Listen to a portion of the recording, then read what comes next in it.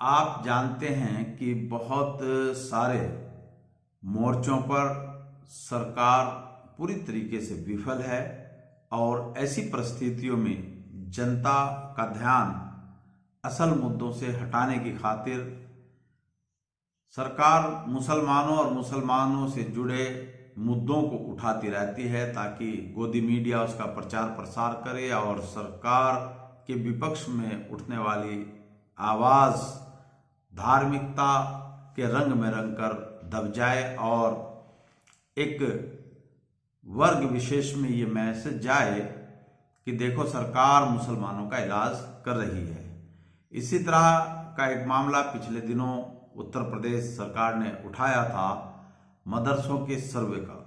सरकार को यह उम्मीद थी कि जब हम मदरसों के सर्वे का मुद्दा उठाएंगे तो मुसलमान और मुसलमानों के उलेमा तथा मदरसों के संचालक इस बात का जमकर सड़कों पर उतरते हुए विरोध करेंगे कि मदरसों का सर्वे नहीं होना चाहिए।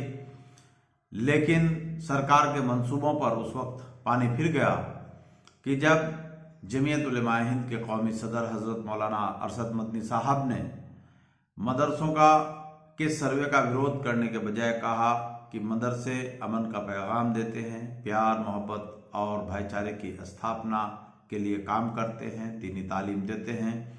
मदरसे में ऐसा कोई गैर कानूनी काम नहीं होता जिससे हमें डरना चाहिए। मदरसे के दरवाजे 24 घंटे हर किसी के लिए खुले हैं, हिंदू हो या मुसलमान, सिख हो या ईसाई, किसी भी धर्म संप्रदाय से जुड़े लोग हों, सरकारी एजेंसियां, मदरसे के दरवाजे सबके लिए खुले हैं, कभी भी आ सकती हैं। और उन्होंने सरकार के इस मदरसे के सर्वे का विरोध करने के बजाय समर्थन कर दिया, जिससे सरकार के होश उड़ गए कि आखिर मुसलमानों ने विरोध क्यों नहीं किया।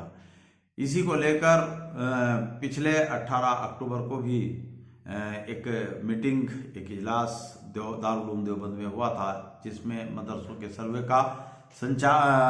का समर्थन किया गया था। और कल यानी 30 अक्टूबर को भी एक कुल हिंद राब्ता मदारिस इस्लामिया के सम्मेलन में जमीयत उलेमाए हिंद के कौमी सदर हजरत मौलाना अरशद मदनी साहब ने साफ स्पष्ट ऐलान करके सरकार को बता दिया कि मदरसे किसी बोर्ड से नहीं जुड़ेंगे और ना ही हमें किसी तरह की सरकारी मदद की कोई जरूरत है, और मदरसे के दरवाजे सबके लिए खुले हैं।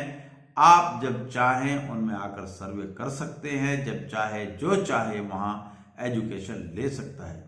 आज मेरठ से प्रकाशित अमर उजाला के फ्रंट पेज पर जो लीड समाचार छपा है कि किसी बोर्ड से नहीं जुड़ेंगे मदरसे, मदद भी नहीं चाहिए। एक नीचे सब हेडिंग है, कुल हिंद राब्ता मदारिस इस्लामिया के सम्मेलन में बोले जमीयत उलेमाए हिंद के अध्यक्ष मौलाना अरशद मदनी। क्या कहते हैं ये मैं आपको बताता हूँ। कुल हिंद राब्ता मदारिस इस्लामिया के राष्ट्रीय सम्मेलन में जमीयत उलेमाए हिंद के अध्यक्ष मौलाना अरशद मदनी ने कहा कि मदरसे किसी भी बोर्ड से नहीं जुड़ेंगे और ना ही उन्हें सरकारी मदद की जरूरत है।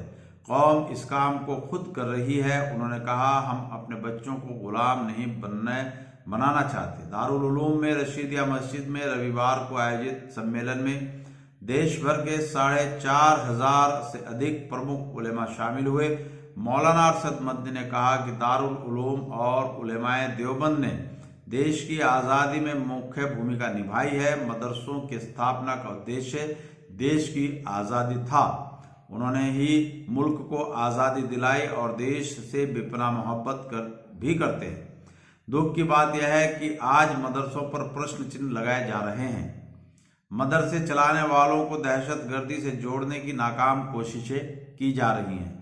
मौलाना अरशद मदनी ने कहा कि हर मजहब के लोग अपने धर्म के लिए काम करते हैं, तो हम अपने मजहब की हिफाजत क्यों न करें।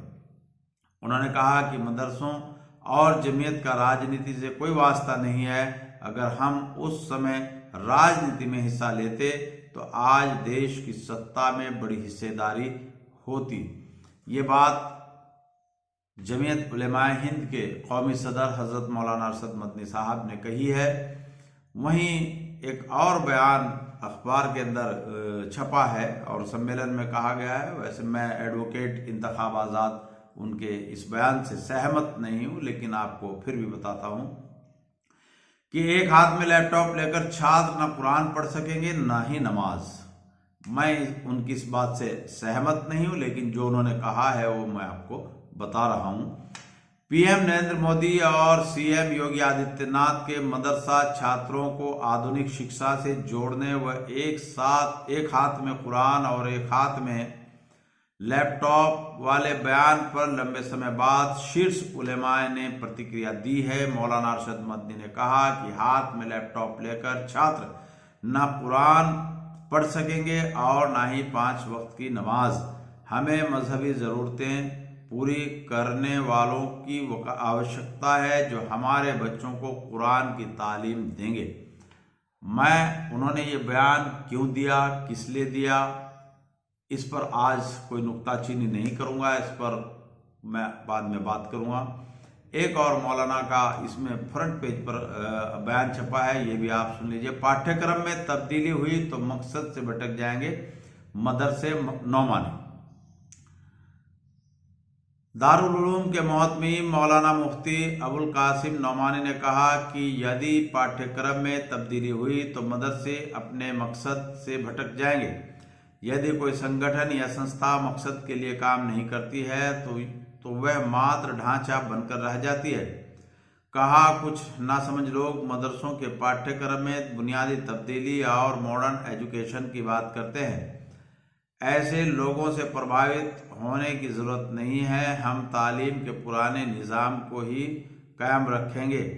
हम एक आवाज़ में पाठ्यक्रम में तब्दीली को नकारते हैं, उसका विरोध करते हैं। यह दारुल उलूम के कुलपति मौलाना कासिम नौमानी का बयान है, जिससे मैं तो कम से कम सहमत नहीं हूँ, क्योंकि सर सैयद अहमद खान ने मॉडर्न एजुकेशन की वकालत की थी और मैं समझता हूँ भले ही नौमानी साहब दारुल उलूम जैसी विशाल तालीमी इदारे के कुलपति हों, लेकिन वो सर सैयद अहमद खान से बड़ी सोच और उनसे काबिल शायद नहीं होंगे।